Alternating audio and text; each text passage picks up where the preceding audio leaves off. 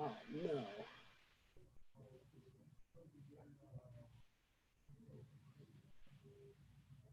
no. Okay, so we are live, but something just went wrong with my headphones. That's a bummer. What's going on? That didn't happen last time. That's new. Crap.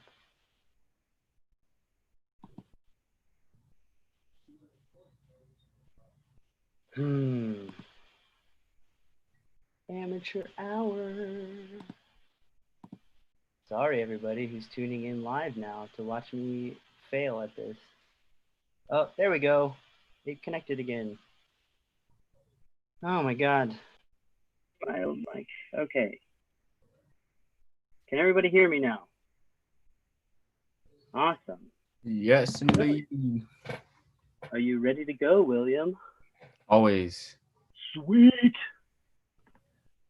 All right. So, technical difficulties on my end aside, we are ready to go.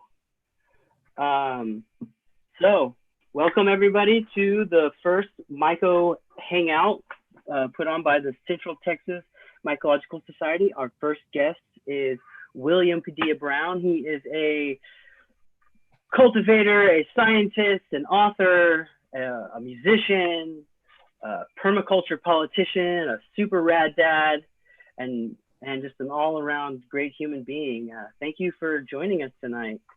My pleasure. I'm happy to be here. Yeah. So, would you kind of give us a brief overview of like who you are, what you do, for anyone who might not be familiar with your work, and just kind of tell us your story. Give us who is William. I am that I am, I'm just a nerd out here doing nerd stuff. I spent the day out in the woods in upstate New York foraging cordyceps today. That was pretty fun.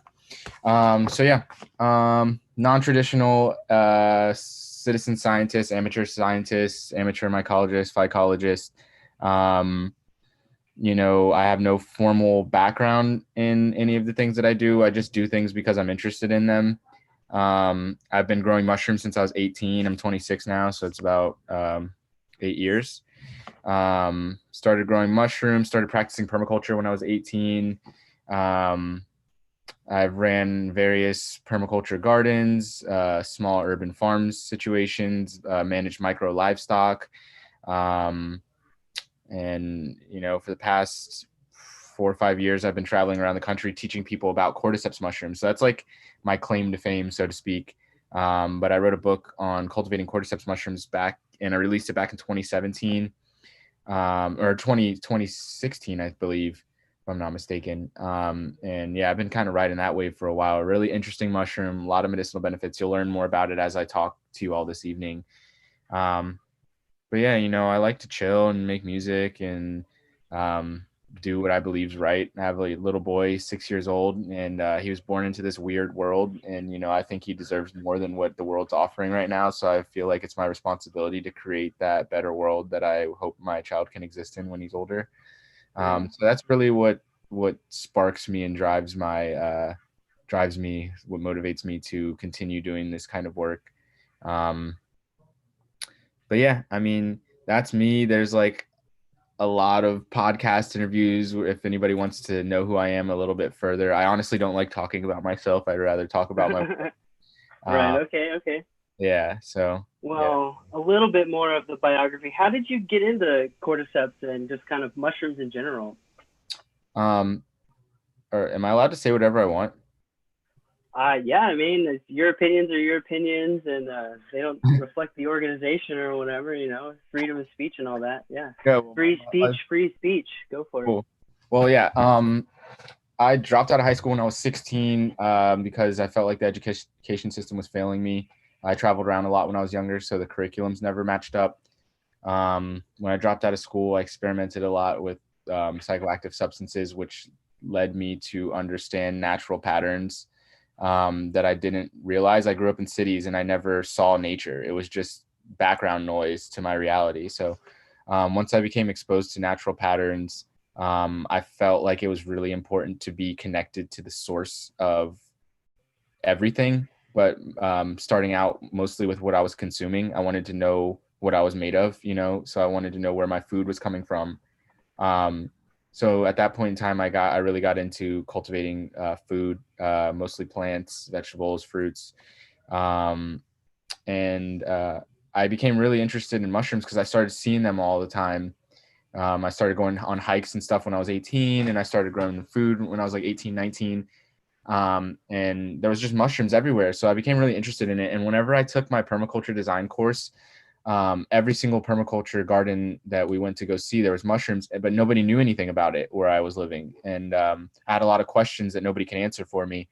So I felt like I'm probably not the only one. There's probably more people that want to know about mushrooms in my area. So I was just like, maybe I should learn about mushrooms. And whenever people have questions, I could be the one to answer it. So I started reading a lot of books, did a little YouTube University situation, and met the authors of the books. Like once I read all the books and started practicing cultivation of mushrooms, I started running into questions that I wasn't able to answer easily online or through reading books. So I figured I would go meet the people that were writing the books. So yeah, I met Trad Cotter, and he's been a really influential individual in my life. If it wasn't for him, I don't know if my career would be where it's at right now. And I also started a mushroom festival because I wanted to connect with more people like me. So I started a mushroom festival called Myco Fest back in 2015. And at the first festival in 2015, one of my friends, Charlie from Mush Love Mushrooms, he found Cordyceps militaris. And I had already been interested in it because I was studying nutrition online, and I knew about the nutritional and medicinal benefits of Cordyceps mushrooms. So I was like, hey, let me try growing this. And, I looked all over the internet, and there was very minimal information. Like there was small research papers that you had to pay to read the whole thing that had brief descriptions of cultivation of cordyceps, but most of it was in different languages. So I ended up just watching a bunch of YouTube videos from Asia where they were cultivating the mushroom. And I kind of just mimicked what I saw them doing until I figured out how to make it work. And then I wrote a book on it because everybody was asking me questions like how to do it. And I was tired of answering people's questions. So I wrote a book on it. And that's how I got into cordyceps, and that's how I got into mushrooms. And I've just been rocking out ever since. Heck yeah. So there's a couple jumping off points there, or topics that you brought up that I kind of wanted to dig into a little bit deeper. How would you explain permaculture to someone who's not familiar with it? Because it's still kind of a growing concept, in the United States media and just pop culture and just kind of, the broader culture. So how would you explain it to someone who's not familiar to it? Because I know a lot of people define it differently, talk about it differently. And so I'm curious as a permaculture designer myself, how people think about the actual overall topic and kind of introduce people to it. Yeah. A lot of people with their introduction to permaculture, it's usually based around agriculture. And a lot of people used to call it permanent agriculture. But to me, permaculture is a design science based on ecological patterns, where we utilize the successes of the ecology to replicate that into systems that we're designing, whether it be an agricultural system or a social system, or even just the way you design your house. Utilize those ecological successions or ecological successes in designing something that will eventually become more sustainable than what we're dealing with now. So pretty early on, I recognized the social aspects of permaculture and started practicing social permaculture. And we can talk about that more later, but just to stay on topic, permaculture is a design science. It's a science utilized to design systems. And the systems that are being designed will inherently, if you follow the permaculture principles, guidelines, the systems that you create will be inherently sustainable, which we desperately need more of at this point in time, because I like to say that permaculture systems are probiotic, meaning pro-life, they're for life, whereas a lot of the systems that we're currently using in our society and our culture and globally are antibiotic, and they're against life. And utilizing these systems causes death in places, it causes poverty, it causes illnesses, and it causes ecological devastation. So it's permaculture is a way to switch from antibiotic systems to probiotic systems. Nice. Yeah. Whoa, that was loud. If you're just kind of joining in the meeting, if you don't want your image to go out, keep your camera off and your microphone muted. Ask questions in the chat. But so yeah, I really like the framing of antibiotic to probiotic, because like, yeah, our global supply chains are really toxic in a lot of the places where they originate in, and yeah, our social systems are kind of built off of this like natural resource extraction, all the way up to the point where we're like, billionaires are openly admitting to supporting coups in like Bolivia for the lithium to make batteries for the cars and stuff like that. So yeah, I think it's really important to kind of, and that's one thing that I really got out of my permaculture studies, is like that whole systems approach, and really taking an ecological approach to like human living, and then trying to build our like human systems out from that. So cool. Yeah, so I guess that kind of brings up social permaculture, if you just want to kind of get into that now, Yeah, sure. Or we could go back to cordyceps. No, whatever's clever, you know what I mean? Social permaculture for me has been really interesting because it started off as like this idea I had that homeostasis will not be achieved without symbiosis with local systems, both ecological and social. And I got to the point where I was getting pretty symbiotic with the local ecological systems, in the sense that like I knew the plants around me, they were part of my community. I knew the mushrooms around me, they're part of my community. I was able to develop a relationship with them where I propagate them, they feed me, and I figured it was time to start focusing on the social aspects of it. So I started to develop different social systems. Like I started a nonprofit when I was 18 called Community Compassion, which the focus was to utilize folks' lawn and turn them into gardens that were growing different crops around the neighborhood, so that we can have crop exchange and take whatever excess to farmers market to help create jobs. And that worked out pretty cool. I don't run that nonprofit anymore. It was a really interesting experiment. And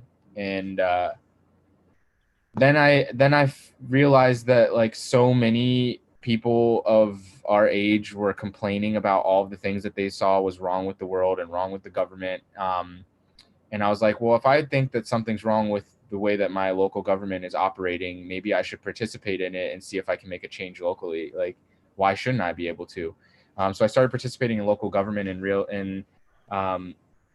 like from the first time I went in there, I was the youngest person in there by at least 30 years. And I was the only person of color in my local government. And then I was like, this is why we're so upset. We're not represented by the local government. It's a bunch of people that don't look like me, that don't have my same values or don't have my same ideas. And it's not necessary for them to have your same ideas, but you need some diversification. Otherwise, it's going to be like a one-sided story. You know what I mean? Right. So I started getting involved politically, and I ran for mayor when I was like 22, which was a cool experiment as well. I got a lot of support for that. And I think social permaculture can really be as simple as like developing communal systems.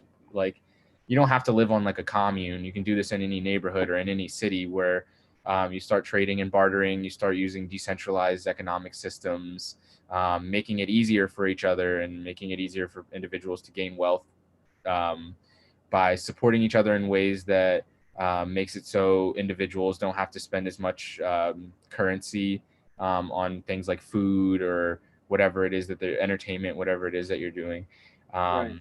to help bolster independence and bolster individuals to discover things that they might be interested in, is like for running businesses or things like that. And also focused on developing a lot of ecologically regenerative, sustainable micro industries.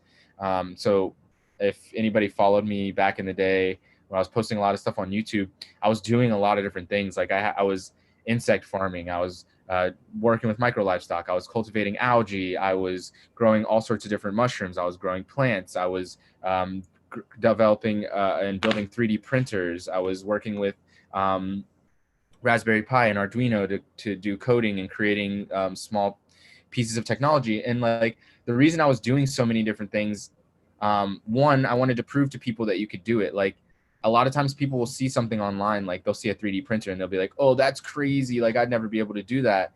But I'm like, all right, well, I'm this young black high school dropout. And if I can figure out how to do this on the internet, maybe people will believe that it's possible to do it. And if I show them in their face, like in my community, that we're actually doing these things. So I started doing all these different diverse things and started to teach people about it and show people that by implementing these on a small business scale, that you could create a small industry. And like I always tied the permaculture into it, and showing people these tools and these different methods of application in a way that was inherently sustainable. So from them learning it from the jump, it was already like they were ready to set it up in that way. So I didn't find as much success in that because a lot of people are very comfortable with our current society, and they might be disturbed by some things, but they like to be able to have the security of a biweekly paycheck and to be able to go home and turn on their Netflix and all that kind of stuff. And a lot of people aren't ready to deal with the hardships that come with starting a business or trying to become independent. Trying to become an independent producer instead of a dependent consumer. A lot of people are really comfortable in their dependent consumerism. So that one was something I'm still trying to work on, but I've found through just doing what I've been doing recently that a lot of people are becoming more receptive of the work. Yeah, that's really cool. I think like with it's changing people's minds and getting them to like is one of those like weird things. I just wonder how much of it comes back to like being able to have those. Because for me, like a lot of this is about developing systems and institutions that actually facilitate and support people in like their learning and that should really be the goal. Whereas like a lot of our predominant institutions, they always have this like, oh, we got to be making money and generating, infinite growth forever kind of thing, which is obviously, if you know anything about ecology, like there are limits to that kind of stuff. And so like that's kind of where I think the permaculture design kind of comes in, and like where cooperative business models and stuff like that. I know like when I came out and talked at the Myco Symbiotics Festival, that I was really glad to like be able to give that talk, because I really feel like that is how we can kind of start making these steps towards like a more distributed economy, because the people who are doing the work are the ones who are bringing back the profit, the surplus value from whatever they're selling in the market.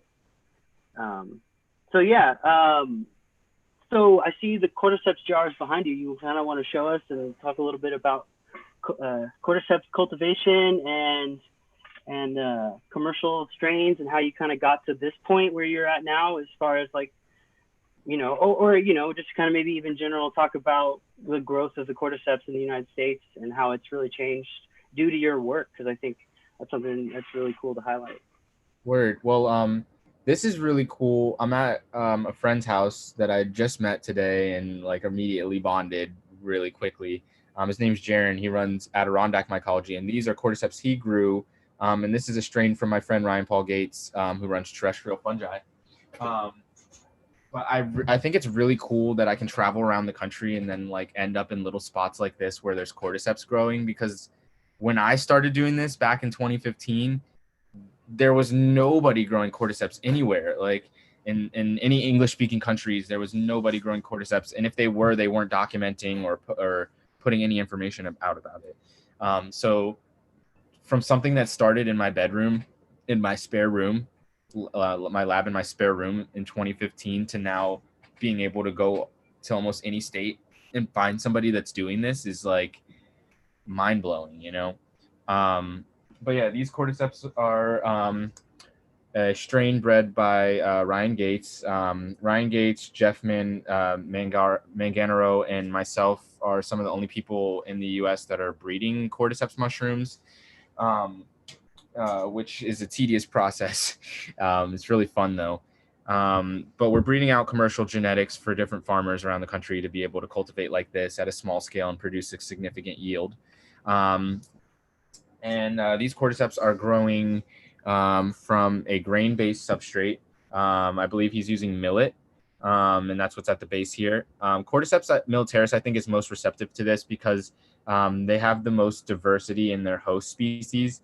Right now, we're looking at over 50 different host species that they're able to live on. So being able to live on that many diverse host species, I think that's probably the reason why they're able to grow on grain-based substrates.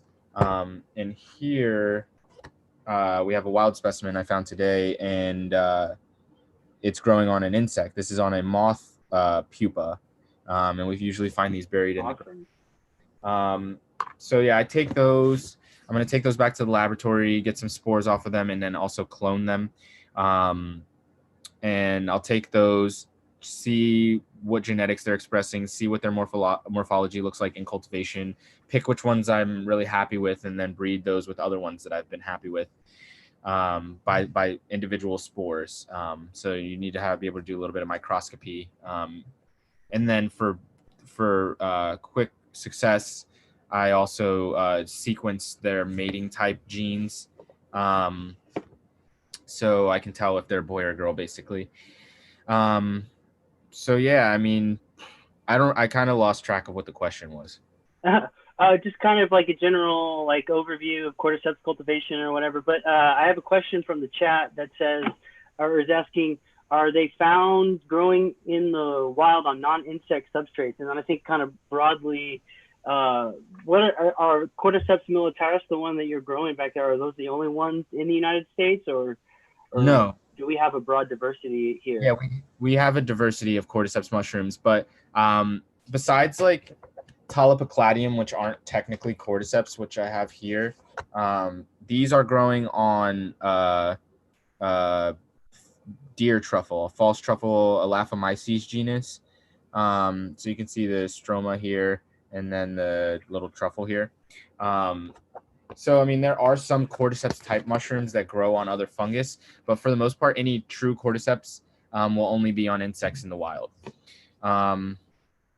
Yeah. So I hope I answered that one. Yeah. And then like that doesn't even, the cordyceps is just kind of like a small subset of all the entomopathogenic, all the insect eating fungi, right? Yeah, there's a lot of different types. Like we have Massospora, which is everybody's getting all hyped up about. It's the psychedelic cicada fungus that like makes them act all crazy and like try and mate with each other, even if they're both boys or both girls or whatever. There's what's it called? Why is the name escaping me right now? Someone in the chat said Purpureocilium. I don't know what that is. Metarhizium is what I was thinking of. Like the Metarhizium, another insect-eating fungus. And somebody asked, how do I study the genetics? Do I have a sequencer? Yeah, I have a sequencer, but you don't need a sequencer to figure out if they're mating types. All you need is a PCR and a gel electrophoresis box. And I have a video on my YouTube channel, Apex Grower, that features everything that you need to know to do the genetic work for breeding cordyceps mushrooms. So you're an autodidact. How did you get into doing PCR, which seems like really technical? I saw my friend do it a couple times. Like I never watched it the whole way through because I have a really short attention span. Whenever I'm not like into something, and like when I saw him doing it, I wasn't like super like into it. I didn't really have a reason to be doing it. PCR is polymerase chain reaction. It's what you do to amplify DNA. So when you want to sequence DNA, or if you want to look at DNA, you have to amplify it because one strand's not enough to look at. So you need billions of copies of it. So PCR basically amplifies a specific section of DNA or long segments of DNA. So whenever I started getting into the cordyceps stuff, I originally wanted to do PCR for my book to figure out which insects they were growing on, because I even asked different entomologists that couldn't identify the insects once the cordyceps had already taken over it. So I wanted to see if I could get DNA from the exoskeleton of the insect and identify the insect species. So I went on YouTube and I watched videos on PCR for like a week, and then I bought one, and then I did it, and I got really good results the first time I ran it. I find YouTube to be really, really good for me and my learning style. Some people might do better from reading or hands-on stuff, but like I can just watch a YouTube video and replicate what I see really easily. So yeah, I did that, and then I wanted to learn how to do genome sequencing, because if you're only doing PCR and gel electrophoresis, you have to you do your PCR, you run it through this agarose gel with a UV light kind of thing underneath of it, so you can visualize, you can see the DNA bands, and if you get successful bands, then you have to send it and pay $15 for somebody to sequence it, which is cool. But I wanted to know how to do that part. And it's expensive to do it on your own. It costs like $600 to do like a couple sequences if I do it by myself, but I can do a bunch of sequences for $15 per sample if I send it away. But I went to this class with this company called Oxford Nanopore at the New York Genome Center last year to learn how to do sequencing. And I bought a DNA sequencer that's the size of a stapler. And they're working on developing one that you can just stick in the bottom of your iPhone, and you can drop in your samples and you can sequence DNA on your phone, which would be really cool. I'm really into this portable DNA technology, so you can take it out in the field. So like I can literally have a molecular bio lab in the trunk of my car and go out to a foray in the middle of nowhere, find specimens and get their DNA and sequence it in a weekend, which is insane because we can be finding new species. Like sometimes we're out here, and the way that the ecology is changing and the way that the ecology in the United States has changed from deforestation so many times, like any given time you go out in the woods, you can find a mushroom that's never been seen in hundreds of years or never been seen before ever. So I think it's really important to be able to sequence that DNA, because like we're at this critical Anthropocene where like species are going extinct every single day, not just fungi, but like all different types of organisms are going extinct every day. And I think it would be really important and really smart to catalog their DNA, because genetic biotech is getting to the point where we can create organisms like within the next like 10 years or so. I know it might sound weird to people, but like I'm not like really big on genetic engineering for what it's being used for right now, which I think is really, really strange and unnecessary. But to be able to use that science and use that technology to take an extinct organism's DNA and then bring it back to the world, I think is really, really powerful. And I think we should be cataloging full genomes for that kind of thing. So that's been something I've been interested in, and like, probably start playing around with that again when I get back home. Yeah, that's really interesting. I didn't realize that the technology was getting so portable, which is, I think, really cool. And I think there's a lot of applications, not only for like academia, obviously, but like, organizations like the Central Texas Mycological Society, which is trying to be one of these citizen science institutions that kind of is a bridge between the academy and just like the people, like, and so I see a lot of the same moves, like what we're doing right now. We have a broadcast and we're broadcasting out onto the internet, and like while there are some flaws with like who owns the platform and how that generates revenue and like that, I think that's ultimately solvable, but it's like really about like the democratization of this technology. And like especially in the United States, it's really ubiquitous, and like even smartphone cameras all over the world, it kind of really changes the game. And now just about anyone can get into like making following their dream. And like if they really put whatever, as much effort, you can put as much effort into it as you want to get whatever the product out on the other end, like as far as like making art or, something like this. And like, yeah, I think it gives people that access to kind of start really doing things on their own and being curious in I think a truly human way, like that, like really gets back, especially around the science stuff, to like that curiosity that is just kind of innate to all humans. And like that we kind of like, through the systems of our neoliberal capitalist society, it gets like trained out of us in a way to stop asking questions, stop thinking about things in a critical way, and like being problem solvers on our own, kind of like you were saying earlier about being so just relaxed in like a consumer mindset, especially in the United States, because things can be so easy sometimes. But you said you learned a lot of stuff on YouTube University, and we know there's a lot of misinformation out there on YouTube. How would you recommend people start to like weed out or discern bad information from the good information, or what's your technique for doing it? After learning from YouTube so long, I got to the point where I could easily like spot somebody that was throwing up or regurgitating information and didn't actually do the thing. So like I like to see people actually doing the thing instead of just talking about it.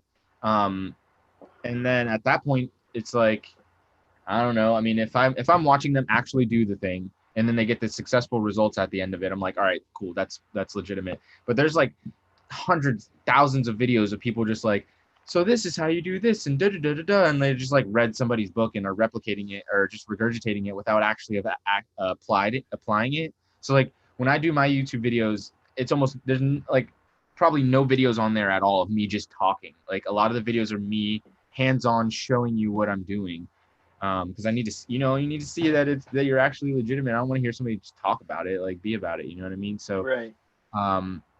I don't know the best way like to tell. I just like, I mean, I've been in this zone, in this mindset for so long. Like I'll even go to agricultural conferences or science conferences or whatever festival and go sit down in somebody's talk and like listen to them for 5 minutes, and I'd be like, all right, this person doesn't know what they're talking about, like, and just leave, but it's taken a while of like discerning, of figuring out how to discern regurgitated information from original information.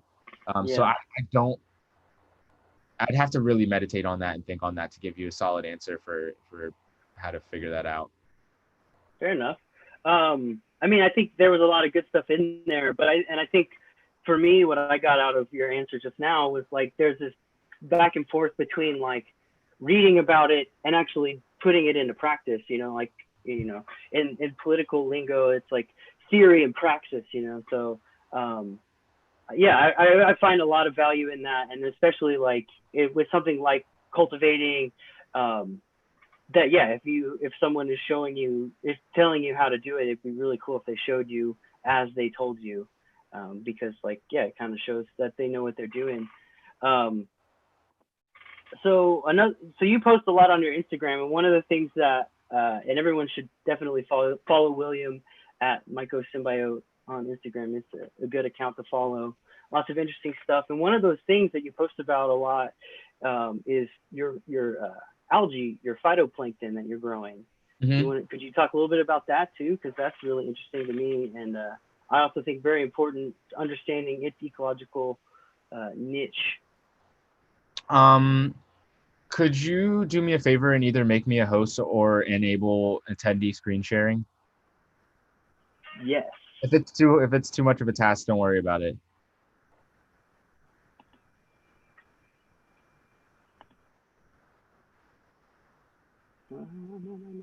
Okay, yeah, you should be able to share. There you go. Cool. One moment here. Sorry about that. I have something to show you guys. Maybe you could answer, if it's not too much, maybe you can answer this question. What about cordyceps is so valuable, which is definitely something I think we should get into. Like, why do people care about cordyceps militaris? Let me and then what's interesting to cultivate it. It sounds challenging too. That's it. Yeah, let me stay on topic here, and I'll answer that one after this. Okay, cool. All right, so can you guys see that? I can, yeah. Can everybody else see it? Yes. Cool. All right, so I'll give you a quick rundown here. Algae is super, super tight and super underrated. probably one of the reasons why is because people have like a derogatory like idea of what it is. I mean, we give it these names like pond scum and like seaweeds, and like we make it the evil villain character on our children's TV shows. So like I think that we really need to change our idea of what algae is. Algae actually produces like 70% of atmospheric oxygen.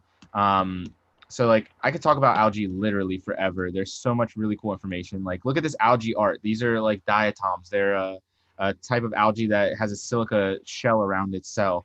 And people make really cool microscopic artwork pieces with these. So like I started seeing modern farms whenever I was back at that point in my life where I wanted to be at the source of things. I was a raw vegan and I like ate a lot of I drank a lot of spirulina smoothies. And I was like, well, this is cool. I wonder like what's the source of it?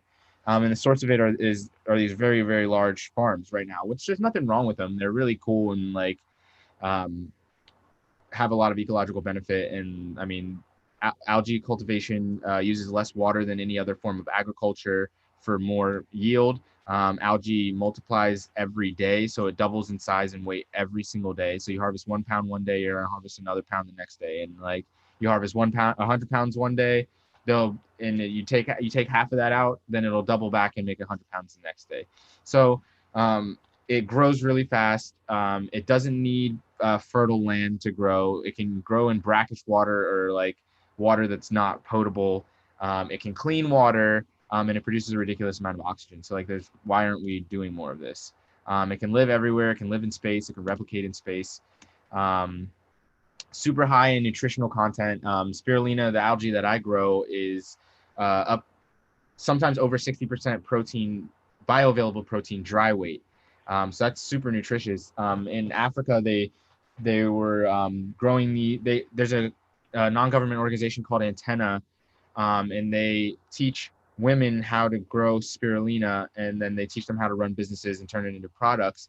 And some of the work that they did early on, they discovered that a gram of spirulina a day can reverse malnutrition in children under the age of 5, which is incredible because malnourished children, if once you get past a certain age and you're malnourished as a child, your brain can have irreversible effects or side effects of being malnourished. So spirulina grows all over the world. I've always been really fascinated with the indigenous cultures that knew about spirulina and have been harvesting spirulina from natural sources for a while. So I mean, now I'm like more focused on these like small home grows. This is kind of like what my outdoor grow looks like right now, where I can produce more than enough for my friends and me and my son. And I mean, I started out the first time I grew it in my reishi grow, and I made it closed. I made a closed system where I was filtering the CO2 enriched air from the mushrooms into the algae tanks. The algae was absorbing the CO2 and releasing oxygen. And I figured out it took about a gallon of algae culture per 5 pounds of fungal substrate to cycle enough CO2 that the mushrooms would grow without any issues with fresh air exchange. So if you have any issues with fresh air exchange or in a basement or something like that, you can grow algae. You just need to put these inline HEPA filters in so the spores don't get into the algae cultures. But you can just grow weed algae. You don't even have to grow algae that you want to eat. And then once the algae is ready for harvesting, you can use it as like an agricultural amendment and like throw it in your mushroom substrate or throw it in your garden and to add. So yeah, I've been growing algae for like 6 years or 6 years. This was my grow last year. I was growing them in these clear food grade plastic trash cans. And that worked out really, really well. But those trash cans get pretty brittle. So I'm really hyped on my system that I have going on right now. And I keep it growing indoors in the wintertime so that I have the cultures in the summertime to grow outdoors.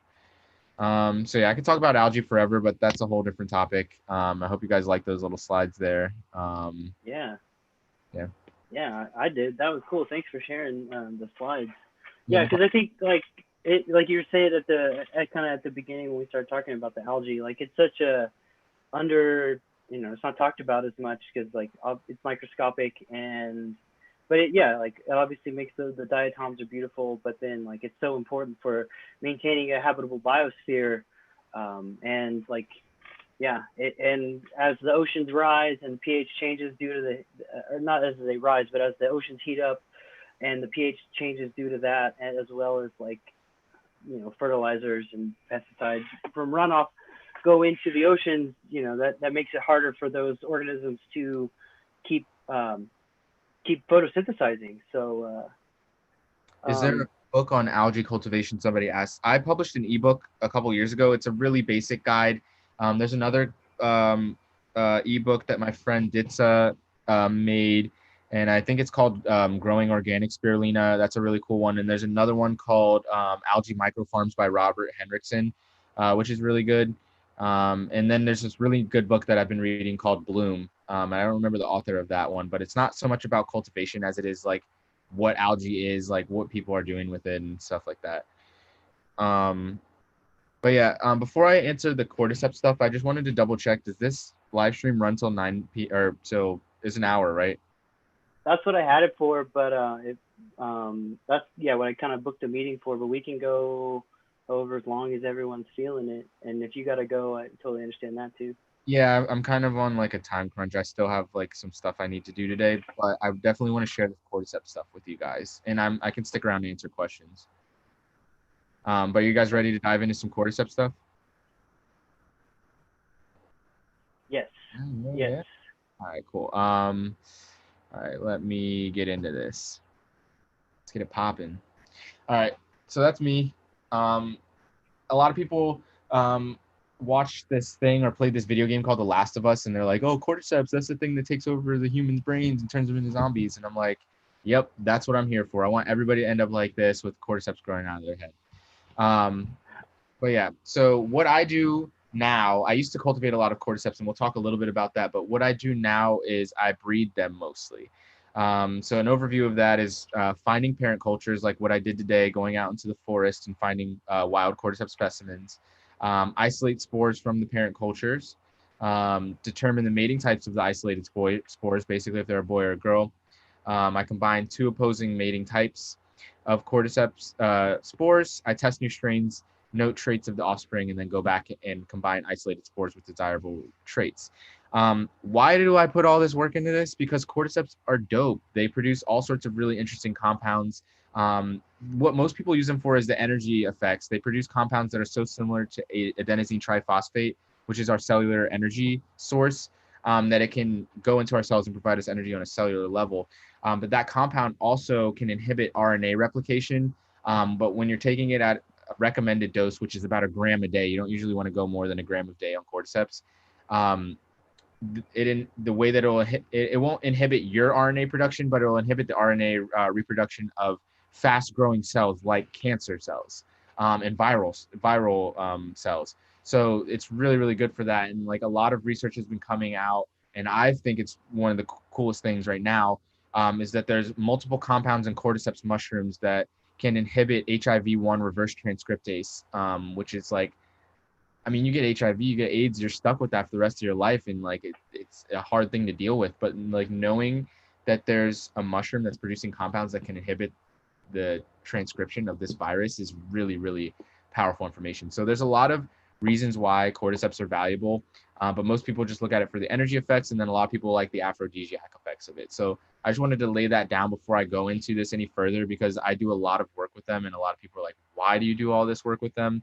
And it's because they're really freaking cool. So I do like what I did today. I go out and I find wild cultures, typically growing in oak hemlock mixed on the northeast and mid-Atlantic part of our country. And they'll grow in moss, they'll grow in the soil, they'll grow through leaf litter, and we mostly find them on Lepidoptera and pupae, mostly moth pupa. Occasionally we'll find them on larvae. So here we have different specimen. These are type of areas in which I'll find them. And you just see this little tiny orange thing sticking out. Phil knows, he was foraging them with me last Yeah, we went a year ago. It was a lot of fun to go hunt for them, and super rewarding, especially that trip. I think you said it was like one of your best ones you've had. Yeah, last year. That summer, yeah. It was insane last year. So yeah, we go out, we find them, we carefully dig them up, we collect them, we preserve them, take them to our labs. Some people will buy parent strains from different companies if you live in an area where you can't find Cordyceps militaris. So I recommend Appalachian Gold and Terrestrial Fungi. They're two good friends that breed really cool mushroom Cordyceps strains. So I isolate spores from them. which is kind of tedious. You have to let the spores drop onto an agar dish and then look at it under a microscope or do a serial dilution by diluting them with water to get one spore isolated. Once you have one spore isolated, this is what it looks like here on the right. And you want to keep that separate from anything so it doesn't mate. Once the spores connect, they're mated and they've shared genetics. You want to only mate two at a time, 2 spores at a time. So once I have them isolated, I check to see if they're boy or girl, basically, by doing this genetic work, determine the mating type. And then I combine the two opposing mating types, and I then test these strains. And I note the traits of the offspring. Do they have long stroma? How much did they yield per pint jar? Usually for commercial strains, you want it to yield at least 3 to 5 grams per pint jar. If it's less than 3 grams, then it's not a commercial strain. See, like this one is not very full, but it has really nice long stroma. So I might want to breed that one out specifically for the long stroma with something else that provides a more full substrate of mushrooms. This one's really pretty. I like this parathecium, the bumps on this one. This one again is really long and it fills out a little bit more. So I note all these different traits. These two have one of the same parents and they look very different. So you can start to pick and see which parents are producing which traits. And then we harvest lots of them and eat lots of them and have lots of fun and get all energized and get all aphrodisiac up and have lots of fun. So yeah, then we go back and combine isolated spores with desirable traits. So I sit a lot in the lab. Oh, and I just released a book. If anybody wants to learn more about cordyceps mushrooms, I just released the Cordyceps Cultivation Handbook Volume 2. The cover doesn't look like that. It's way cooler now, way more chic. But yeah, this is an old presentation. Links so yeah, down below. Links down below. Links all over the place. So yeah, if anybody wants to support my field genomics work, you can hit me up, or you can just donate through Myco Symbiotic or paypal.me/Myco Symbiotics if you want to donate to the work, or you can just buy the book or whatever you want to do, or you can just follow me on Instagram. Whatever, it doesn't matter. I'm out here just chilling and doing weird nerd stuff and sharing it with people. So just ride the wave with me, and we'll have a lot of fun. Yeah. So there's a couple questions. How powerful of a microscope do you need to do single spore isolations? I use like 300 times magnification, between 100 and 300 times magnification. And then another question is, what other methods are available to test the levels of particular compounds of interest, cordycepin, adenosine, etc., in cordyceps and other mushrooms? And then I guess, could you kind of touch on some of maybe the other ones that are less known, like other molecules that are desirable in the cordyceps that are less known than like the cordycepin and stuff like that? Cordymin is one of my up and rising favorites. Cordymin's really cool. We have cordyxanthins, which are pigment compounds that are specific to cordyceps mushrooms. There's so much stuff in my brain that I have a hard time moving through my little brain folders and pulling it all out all the time. So cordymin, cordyxanthins, cordylan, and cordycepine, which is, for whatever reason, they made it sound very similar to cordycepin, but it's PENE instead of PIN. So yeah, there's lots of really interesting compounds, and we're doing some work with liquid chromatography and gas chromatography for analytics, which is just expensive right now because we need to figure out what we're actually looking for, because there's not standards for some of these compounds, so we have to find the standards for these compounds to be able to even test them. Otherwise, they're just a blip on our graph that we have no idea what it is. So we're figuring that all out right now, and working on creating an industry standard for what we should be expecting from cordyceps products. Yeah, that's cool, because I think the whole industry is just kind of a wild west, and it's so new as far as the medicinal aspects and really I don't know, maybe modernizing some of the information that's kind of already existing, or verifying it, or however the scientists would like to put it, which tends to rub people the wrong way sometimes. But yeah, I think that's really cool. Someone asked from Facebook, what are the aphrodisiac effects? I think it's really interesting because cordyceps is really beneficial for DNA. It can aid in DNA replication. It produces a lot of nucleotide bases. So it can help with DNA replication or synthesis. It can help protect DNA from mutations. And then it does this interesting thing where it makes you want to combine your DNA with somebody else's DNA. So I think it's like part of the whole like propagate me, like continue using me. Like it's like I think cordyceps is a mushroom for humans. Like other mushrooms have animal associations, plant associations, but I think cordyceps is a mushroom for humans. Yeah, so I mean, it just makes you want to combine your DNA with somebody else. So I mean, that's that, Nice. I've got another question. Do you use spectrometry for determining what compounds are in a given sample? I don't do any of that. I'm like, that's beyond my pay grade. We have to work with other outside laboratories to do that kind of stuff. But we use chromatography for determining the compounds and things. Cool. What would you say is the most challenging thing with cultivating cordyceps?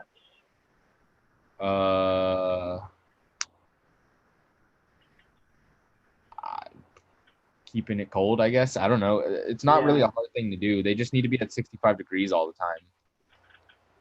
That was what you were talking. That was the first thing that popped into my mind because I've never been able to do it successfully because where we live it's pretty warm and I live in a house with crappy windows and the AC can't get in, and like it's kind of small, so I can't set up its own little space or whatever. But other than that, it's like the recipes in your books are relatively simple. Like you're just gardening supplies and yeah, if you just really need that environment that to be right in order to do it. Because if you're familiar with running a pressure cooker and everything else, like yeah, you can cultivate cordyceps. Unfortunately, I need to wrap it up. I got a long evening ahead of me still. But yeah, if you want to, I hate to end it so abruptly. I really wish I could stay with you guys a little longer. No worries. I should. This was just the first time, and I can definitely do a better job of coordinating stuff. But I definitely want to have you back because, like, we didn't even get to talk about the album that just dropped, and which links are down below. I had some questions about that because I'm really, a big fan of the music, and I think it kind of integrates kind of what we talked about earlier with the social permaculture and I know you can definitely go check out some of William's other interviews, like the Welcome to Mushroom Hour podcast is one that's fairly recent. That's really good, where he kind of gets into this kind of stuff a little bit more, but just like building community around fungi and stuff like that. So yeah, I think I really appreciate you coming on and chatting with us and answering questions, and definitely hope to do this again soon. And yeah, love you so much, dude. Thanks for coming on. Yeah, love you guys too. Tell Allie. Oh yeah, I will. She's watching. Right on. I love you guys. Good night, everybody.